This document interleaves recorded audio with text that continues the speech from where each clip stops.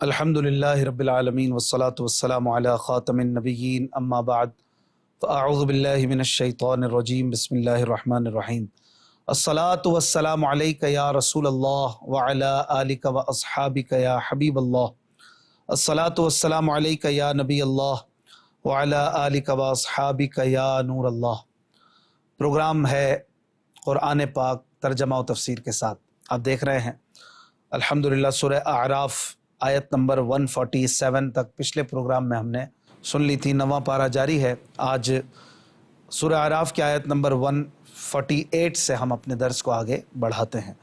اللہ کے پیارے محبوب صلی اللہ علیہ وآلہ وسلم پر درود و سلام پڑھنے کے بہت سارے فوائد اور فضائل ہیں۔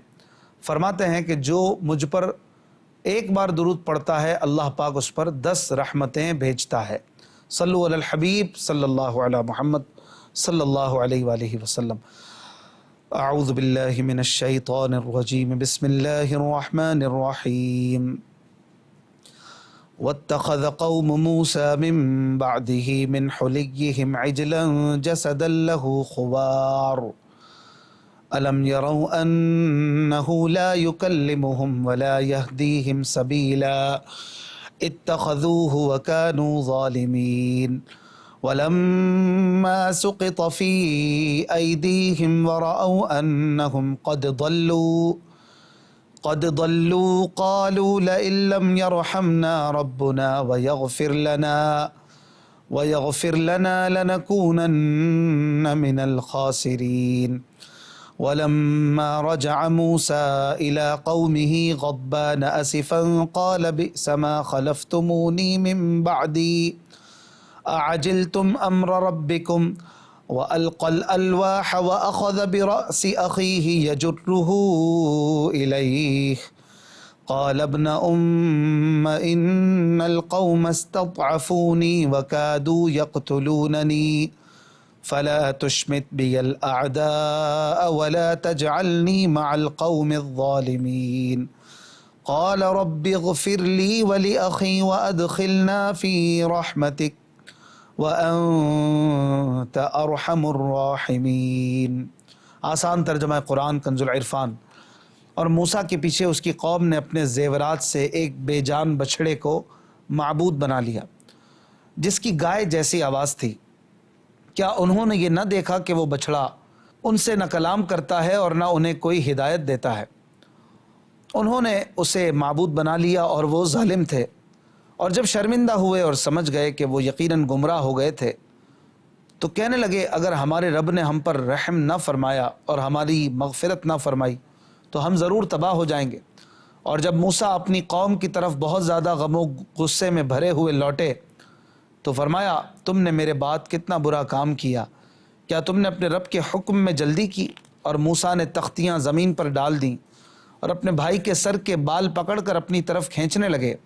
ہارون نے کہا اے میری ماں کے بیٹے، بے شک قوم نے مجھے کمزور سمجھا اور قریب تھا کہ مجھے مار ڈالتے، تو تم مجھ پر دشمنوں کو ہنسنے کا موقع نہ دو اور مجھے ظالموں کے ساتھ نہ ملاؤ۔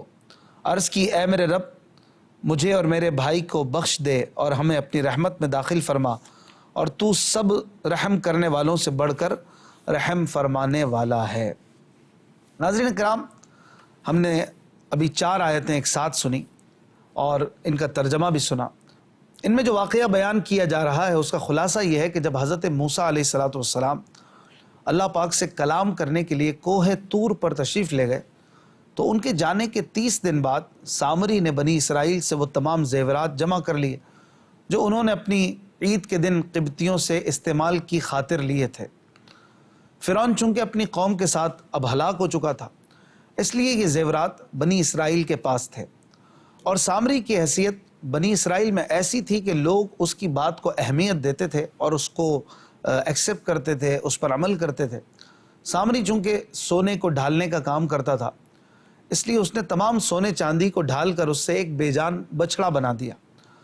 پھر سامری نے حضرت جبریل علیہ السلام کے گھوڑے کے سم کے نیچے سے لی ہوئی خاک جو اس نے اپنے پاس سنبھال کے رکھی ہوئی تھی اس بچھڑے میں ڈالی، تو اس کے اثر سے وہ گوشت اور خون میں تبدیل ہو گیا، اور ایک قول کے مطابق وہ سونے ہی کا رہا بہرحال جو بھی تھا، اب اس میں سے آواز آنے لگی اور وہ گائے کی طرح ڈکارنے لگا۔ سامری کے بہکانے پر بنی اسرائیل کے 12,000 لوگوں کے علاوہ بقیہ سب نے اس بچھڑے کی عبادت کی۔ یہ لوگ اتنے بے وقوف اور کم عقل تھے کہ اتنی بات بھی نہ سمجھ سکے کہ یہ بچھڑا نہ تو ان سے سوال جواب کی صورت میں کوئی بات کر سکتا ہے، نہ انہیں رشد و ہدایت کی راہ دکھا سکتا ہے، تو یہ کیسے خدا ہو سکتا ہے؟ حالانکہ بنی اسرائیل جانتے تھے کہ رب وہ ہے جو قادر مطلق، علیم، خبیر اور ہادی ہو، ہدایت دینے والا ہو، اور نبی کے واسطے سے مخلوق سے کلام فرمائے۔ بچھڑا چونکہ راہ ہدایت نہ دکھا سکتا تھا، اس اعتبار سے وہ جماعت کی طرح تھا، وہ ایک پتھر کی طرح تھا۔ بنی اسرائیل نے اللہ پاک کی عبادت سے اعراض کر کے ایسے عاجز اور ناقص بچھڑے کی عبادت کی تو وہ ظالم ٹھہرے۔ پھر جب اپنے اس کرتوت پر شرمندہ ہوئے اور سمجھ گئے کہ وہ یقیناً گمراہ ہو گئے تھے تو کہنے لگے، اگر ہمارے رب نے ہم پر رحم نہ فرمایا اور ہماری مغفرت نہ فرمائی تو ہم تو ضرور برباد ہو جائیں گے۔ جب حضرت موسیٰ علیہ السلام اپنے رب کی مناجات سے مشرف ہو کر کوہ طور سے اپنی قوم کی طرف واپس پلٹے تو بہت زیادہ غم و غصے میں بھرے ہوئے تھے، اس لیے کہ اللہ پاک نے انہیں خبر دے دی تھی کہ سامری نے ان کی قوم کو گمراہ کر دیا ہے۔ آپ کو جھنجھلاہٹ اور غصہ سامری پر تھا، نہ کہ حضرت ہارون علیہ السلام پر، کیونکہ اللہ پاک نے حضرت موسیٰ علیہ السلام کو پہلے سے بتا دیا تھا کہ انہیں سامری نے گمراہ کیا ہے۔ حضرت موسیٰ علیہ السلام نے قوم سے فرمایا کہ تم نے میرے بعد کتنا برا کام کیا، شرک کرنے لگے اور میرے تورات لے کر آنے کا بھی انتظار نہ کیا۔ اور ایک قول کے مطابق اس آیت کا مطلب یہ ہے کہ آپ علیہ السلام نے حضرت ہارون علیہ السلام اور اپنی قوم کے ان لوگوں سے جنہوں نے بچھڑے کی پوجا نہ کی تھی ان سے فرمایا کہ تم لوگوں نے میرے بعد کتنا برا کام کیا کہ لوگوں کو اس برے کام سے نہ روکا۔ کیا تم نے اپنے رب عز و جل کے حکم میں جلدی کی اور میرے توریت لے کر آنے کا انتظار نہ کیا؟ اس کے بعد حضرت موسیٰ علیہ السلام نے توریت کی تختیاں زمین پر ڈال دیں اور اپنے بھائی کے سر کے بال پکڑ کر اپنی طرف کھینچنے لگے، کیونکہ حضرت موسیٰ علیہ السلام کو اپنی قوم کا ایسی بدترین معصیت میں مبتلا ہونا نہایت شاق اور گراں ہوا۔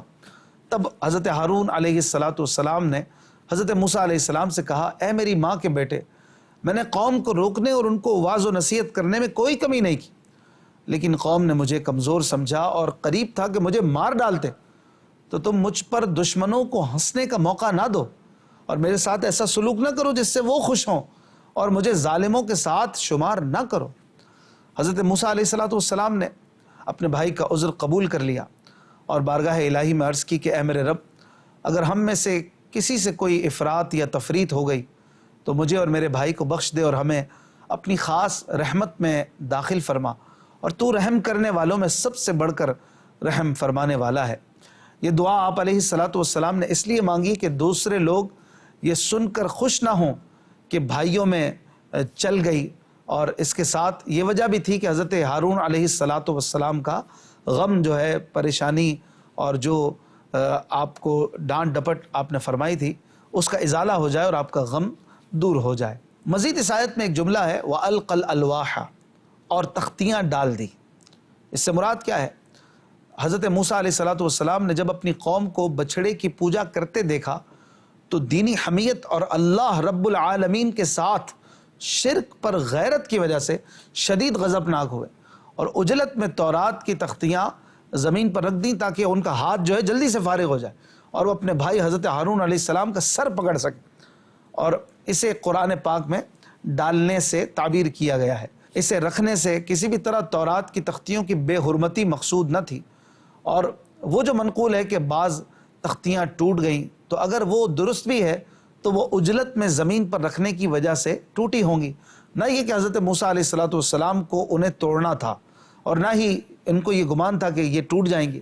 یہاں پر صرف دینی حمیت اور فرط غضب کی وجہ سے جلدی میں ان تختیوں کو زمین پر رکھنا مراد ہے، اس سے کہیں بھی توہین یا بے حرمتی نہ مقصد تھا نہ اسے سمجھا جا سکتا ہے کہ اللہ کے نبی سے ایسی چیز کا تصور بھی ممکن نہیں ہے۔ مزید حضرت ہارون علیہ السلام کا ایک قول یہاں پر ذکر کیا گیا کہ فلا تشمت بی الاعداء، دشمنوں کو مجھ پر ہنسنے کا موقع مت دیجیے۔ یہاں پر ایک بات، ایک چیز کا ذکر ہے، وہ ہے شماتت، یعنی کسی کی تکلیف پر دوسرے کا خوش ہونا۔ اس کے بارے میں بھی کچھ جان لیجئے۔ شماتت کے نظارے آج کل بہت عام ہیں، اور مذہبی لوگ، اسی طرح کاریگر، دکاندار، کارخانے دار، فیکٹری یا مل میں ملازمت کرنے والے، یا کسی کمپنی، ادارے یا بینک میں جاب کرنے والے، ان کی اکثریت بھی آج کل شماتت میں مبتلا ہے، یعنی اپنے مسلمان بھائی پر آنے والی مصیبت پر خوش ہونے کے برے عمل میں مبتلا نظر آتے ہیں۔ بعض اوقات تو یوں بھی ہوتا ہے کہ اگر آپس میں کسی وجہ سے ناراضی ہو جائے تو پھر جس سے ناراضی ہوتی ہے، اگر وہ یا اس کے گھر میں سے کوئی بیمار ہو جائے، یا اس کے ہاں ڈکیتی پڑ جائے، اس کا مال چوری ہو جائے، کسی وجہ سے کاروبار ٹھپ ہو جائے، یا اس کے ساتھ حادثہ ہو جائے، یا مقدمہ اس پر بن جائے، یا پولیس اسے گرفتار کر لے، یا گاڑی کو کوئی نقصان ہو جائے، اس کا چالان ہو جائے، الغرض وہ جس سے دشمنی ہوئی ہے، کوئی ناراضی ہوئی ہے، اب وہ کسی بھی طرح کی مصیبت میں پھنس جائے تو ناراض ہونے والے صاحب بڑی خوشی کا اظہار کرتے ہیں، بلکہ بعض حضرات جو کہ ضرورت سے زیادہ باتونی اور بے عمل ہونے کے باوجود اپنے آپ کو بڑا پہنچا ہوا سمجھتے ہیں، وہ تو یہاں تک بھی بول پڑتے ہیں کہ دیکھا ہم کو ستایا تھا نا، اس کے ساتھ ایسا ہو گیا، وغیرہ وغیرہ۔ گویا وہ چھپی باتوں اور خفیہ رازوں کے جاننے والے ہیں، اور ان حضرت کو اپنے مخالف پر آنے والی مصیبت کے اسباب بھی معلوم ہو جاتے ہیں کہ ہمیں ستایا تھا تبھی ایسا ہوا۔ بھائی آپ کے پاس کیا دلیل ہے آپ یہ بات کر رہے ہیں کہ آپ کو ستانے کی وجہ سے اس پر یہ مصیبت آئی؟ ایسی بڑی بات کرنی بھی نہیں چاہیے، ایسے جملے، ایسے بول اللہ پاک کو پسند نہیں ہیں۔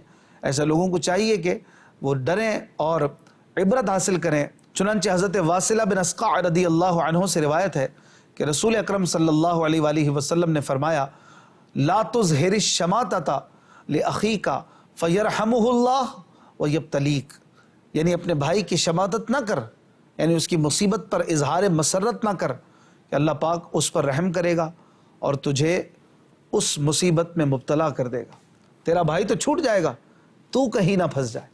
تو یہ ڈرنا چاہیے۔ حضرت امام غزالی رحمۃ اللہ علیہ فرماتے ہیں، کہا گیا ہے کہ کچھ گناہ ایسے ہیں کہ جن کی سزا برا خاتمہ ہے، ہم اس سے اللہ پاک کی پناہ چاہتے ہیں۔ یہ گناہ ولایت اور کرامت کا جھوٹا دعویٰ کرنا ہے۔ یاد رہے کہ اگر کسی مسلمان کی مصیبت پر دل میں خود بخود خوشی پیدا ہوئی تو اس کا کوئی قصور نہیں، تاہم اس خوشی کو دل سے نکالنے کی بھرپور کوشش کرے۔ اگر خوشی کا اظہار کرے گا اب یہ شماتت کہلائے گی۔ لہٰذا ہر مسلمان کو چاہیے کہ دوسرے مسلمان کی تکلیف پر خوشی کے اظہار سے بچے، اور شیطان کے دھوکے میں آ کر خود کو بڑا پہنچا ہوا نہ سمجھے، اور اس سے بچنے کی دعا بھی کرتے رہے۔ بلکہ ہونا تو یہ چاہیے کہ بندہ کسی مسلمان کی تکلیف دیکھے تو تکلیف میں پڑ جائے، اسے مزہ نہ آئے، اسے فیل ہو کہ یار میرا بھائی پریشان ہے، وہ تکلیف میں ہے، یا وہ قرضے میں ہے، یا وہ بیماری میں ہے، وغیرہ وغیرہ۔ اللہ پاک کو یقیناً یہی بات پسند ہے کہ ایک مسلمان دوسرے مسلمان کا ہمدرد ہو اور اس کی خیر خواہی کرے۔ حضرت ابو ہریرہ رضی اللہ عنہ فرماتے ہیں، رسول اللہ صلی اللہ علیہ وآلہ وسلم سخت مصیبت، بدبختی کے آنے، بری تقدیر اور دشمنوں کے طعن و تشنیع سے پناہ مانگا کرتے تھے۔ نعوذ باللہ من ذالک، اللہ پاک ہمیں بھی پناہ عطا فرمائے۔ پھر حضرت موسیٰ علیہ السلام نے اللہ کریم کی بارگاہ میں کچھ دعائیں بھی کی، اپنے بھائی کے لیے، اپنے لیے مغفرت کی دعا بھی کی۔ تو یہ جو دعا ہے ناظرین، اسے بھی جان لیجئے کہ یہ دعا امت کی تعلیم کے لیے تھی، ورنہ انبیاء اکرام علیہم السلام گناہوں سے پاک ہوتے ہیں۔ اس لیے حضرت موسیٰ علیہ السلام نے اپنے بھائی کو اس دعا میں شامل فرمایا، حالانکہ ان سے کوئی کوتاہی سرزد نہ ہوئی تھی۔ اسی طرح اس دعا میں حضرت ہارون علیہ السلام کی دلجوئی اور قوم کے سامنے ان کی عزت افزائی بھی مقصود تھی، اور یہ بھی ماشاء اللہ ہوئی۔ اور حضرت ہارون علیہ السلام کو بے قصور قرآن نے بھی بیان کیا، اور لوگوں نے بھی اسے جان لیا کہ حضرت ہارون علیہ السلام سے کوئی غلطی نہیں ہوئی تھی، البتہ بنی اسرائیل خود ہی گمراہی میں پڑ گئے تھے۔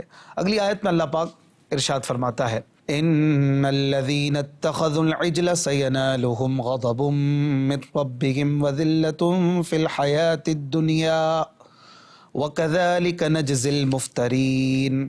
آسان ترجمہ قرآن کنز العرفان۔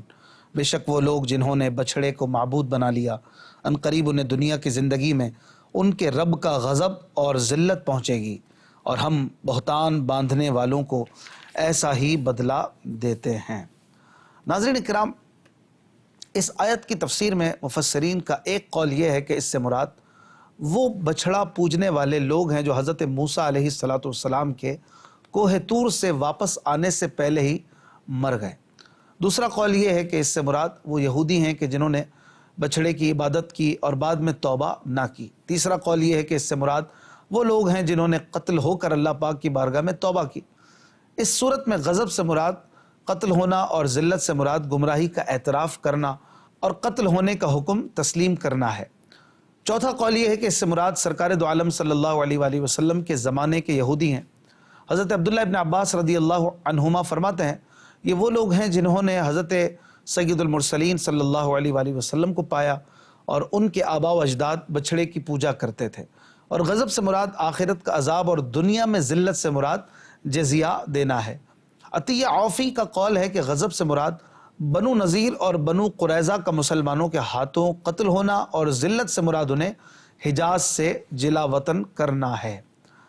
پھر مزید اللہ پاک نے فرمایا کہ وَكَذَلِكَ نَجْزِي الْمُفْتَرِينَ، ہم بہتان باندھنے والوں کو ایسا ہی بدلہ دیتے ہیں، یعنی جس طرح ہم نے ان بچھڑے کی پوجا کرنے والوں کو بدلہ دیا، اسی طرح ہم ہر اس شخص کو بدلہ دیں گے جو اللہ پاک پر جھوٹ باندھے اور غیر خدا کی عبادت کرے۔ ابو قلابہ کہتے ہیں اللہ کی قسم یہ قیامت تک ہر بہتان باندھنے والے کی جزا ہے کہ اللہ پاک اسے ذلیل کرے گا۔ حضرت سفیان بن عیینہ رحمۃ اللہ علیہ فرماتے ہیں یہ سزا قیامت تک آنے والے ہر بدعتی کے بارے میں ہے۔ حضرت مالک بن انس رضی اللہ عنہ فرماتے ہیں ہر بدعتی اپنے سر کے اوپر سے ذلت پائے گا۔ پھر یہی آیت آپ نے تلاوت فرمائی۔ بدعت کسے کہتے ہیں یہ بھی جان لیجئے۔ بدعت کے لغوی معنی ہے نئی چیز، اور بدعت کے شرعی معنی ہے وہ عقائد یا وہ اعمال جو حضور صلی اللہ علیہ وآلہ وسلم کی ظاہری حیات کے زمانے میں نہ ہوں، بعد میں ایجاد ہوئے ہوں۔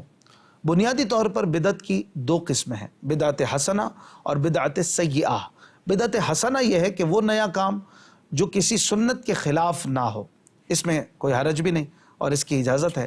اور بدعت سیئہ جس کی مذمت ہے اور جس کے بارے میں پیچھے ہم نے روایت بھی سنی، وہ کیا ہے؟ وہ یہ ہے کہ دین میں کوئی ایسا طریقہ ایجاد کرنا کہ جس کی اصل کتاب و سنت میں نہ ہو اور اس کی وجہ سے شریعت کا کوئی حکم تبدیل ہو رہا ہو، اور یہ بہت مذموم عمل ہے۔ اگلی آیت میں اللہ پاک ارشاد فرماتا ہے وَالَّذِينَ عَمِلُوا السَّيِّئَاتِ ثُمَّ تَابُوا مِن بَعْدِهَا وَآمَنُوا إِنَّ رَبَّكَ مِن بَعْدِهَا لَغَفُورٌ رَحِيمٌ۔ آسان ترجمہ قرآن کنز العرفان۔ اور وہ لوگ جنہوں نے برے اعمال کیے پھر ان کے بعد توبہ کر لی اور ایمان لے آئے تو بے شک اس توبہ و ایمان کے بعد تمہارا رب بخشنے والا مہربان ہے۔ ناظرین اکرام، اس آیت میں گناہ کے بعد توبہ کرنے والوں کے لیے بہت بڑی بشارت اور اللہ پاک کی رحمت بے پایاں کا ذکر ہے۔ آیت کا خلاصہ یہ ہے کہ جس شخص نے گناہ کا کوئی پہلو نہ چھوڑا، یعنی کفر تک کا ارتکاب کیا، پھر اس نے اللہ پاک کی بارگاہ میں اپنے تمام گناہوں سے سچی توبہ کر لی اور ایمان لایا اور اس توبہ پر قائم رہا، تو اللہ پاک اس کے سب گناہ بخش دے گا اور اس کی توبہ قبول فرمائے گا۔ اس آیت سے ثابت ہوا کہ گناہ خواہ صغیرہ ہوں یا کبیرہ، جب بندہ ان سے توبہ کرتا ہے تو اللہ پاک اپنے فضل و رحمت سے ان سب کو معاف فرما دیتا ہے۔ کثیر احادیث میں بھی گناہوں سے سچی توبہ کی قبولیت اور اس کے فضائل بیان کیے گئے ہیں۔ چنانچہ حضرت ابو ہریرہ رضی اللہ عنہ سے روایت ہے، سرکار دو عالم صلی اللہ علیہ وآلہ وسلم نے فرمایا اگر تم اتنے گناہ کرو کہ وہ آسمان تک پہنچ جائیں اور پھر تم اللہ پاک کی بارگاہ میں توبہ کرو تو اللہ پاک تمہاری توبہ قبول فرما لے گا۔ حضرت انس رضی اللہ عنہ سے روایت ہے، تاجدار رسالت صلی اللہ علیہ وآلہ وسلم نے ارشاد فرمایا اللہ پاک اپنے بندے کی توبہ پر اس سے بھی زیادہ خوش ہوتا ہے جیسے تم میں سے کسی کا اونٹ جنگل میں گم ہونے کے بعد دوبارہ اسے مل جائے۔ تو اسے کیسی خوشی ہوگی، اس سے زیادہ خوش اللہ پاک ہوتا ہے۔ اس آیت میں اللہ پاک کی رحمت کا ذکر بھی ہے، اور اللہ پاک کی رحمت یقیناً بہت وسیع ہے۔ حضرت ابو ہریرہ رضی اللہ عنہ سے روایت ہے، حضور پرنور صلی اللہ علیہ وآلہ وسلم نے فرمایا اللہ پاک کے پاس 100 رحمتیں ہیں، ان میں سے ایک رحمت اس نے جن و انس، حیوانات اور حشرات الارض میں نازل کی، جس سے وہ ایک دوسرے پر شفقت اور رحم کرتے ہیں۔ اسی سے وحشی جانور اپنے بچوں پر رحم کرتے ہیں، اور اللہ پاک نے 99 رحمتیں بچا رکھی ہیں، ان سے قیامت کے دن اپنے بندوں پر رحم فرمائے گا۔ سبحان اللہ۔ اگلی آیت میں اللہ پاک ارشاد فرماتا ہے وَلَمَّا سَكَتَ عَن مُوسَى الْغَضَبُ أَخَذَ الْأَلْوَاحَ وفی نسختها هدى ورحمۃ للذین هم لربهم یرہبون۔ آسان ترجمہ قرآن کنز العرفان۔